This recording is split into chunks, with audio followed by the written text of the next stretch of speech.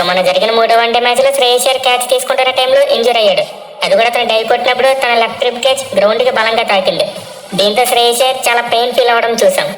అయితే ఆ తర్వాత అతను మెల్లగా ఫిజియో సాయంతో డ్రెస్సింగ్ రూమ్ కి వెళ్ళిపోయాడు. దీంతో అతనికైన ఇంజరీ మరీ సివియర్ గా ఉండదేమనుకున్నాం.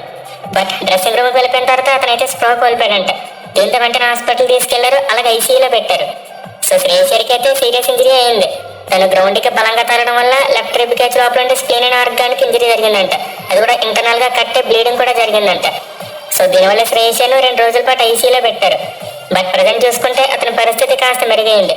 ఐసీయూ నుంచి మూవ్ చేశారు. కానీ అతను ఇంకా సిడ్నీ హాస్పిటల్లో ఒక 7 రోజుల పాటు ట్రీట్మెంట్ తీసుకోవాలంట.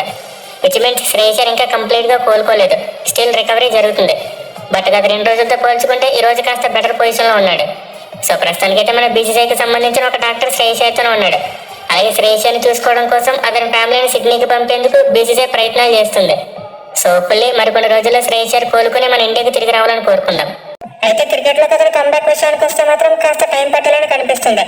అంటే తనకైన ఇంజరీ కాస్త పెద్దది కాబట్టి 2 నుంచి 3 నెలల పాటు రెస్ట్ తీసుకోవాలి. నిజమే, సౌత్ ఆఫ్రికాతో జరిగే వన్డే సిరీస్ లో శ్రేయస్ అయ్యర్ ఆడకపోవచ్చు. మేబీ నెక్స్ట్ జనవరిలో న్యూజిలాండ్ తో జరగబోయే 3 వన్డేల సిరీస్ కు అందుబాటులోకి వచ్చే ఛాన్స్ ఉంటుంది. బట్ 100% ఖచ్చితంగా కంబ్యాక్ ఇస్తాడని చెప్పలేం. So most likely Shreyas Iyer అయితే పూర్తిగా ఫిట్ అవడానికి అట్లీస్ట్ 10 వారం టైం పడుతుంది. లేదా కాస్త ఇంకా ఎక్కువ టైం పట్టిందంటే అతను న్యూజిలాండ్ సిరీస్ లో కూడా చూడలేం. ఇంకా తర్వాత డైరెక్ట్ గా ఐపీఎల్ చూడాలి. ఎందుకంటే నెలలో T20 స్కీమ్ ఆఫ్ థింగ్స్ లో లేడు. దీంతో T20 వరల్డ్ కప్ లో ఆడించడం. సో డెఫినెట్లీ శ్రేయస్ అయ్యర్ అయితే అన్లక్కీ అని చెప్పుకోవాలి. ఎందుకంటే అతను పెట్టుకుంటే సౌత్ ఆఫ్రికా వన్డే సిరీస్ ఆడేవాడు.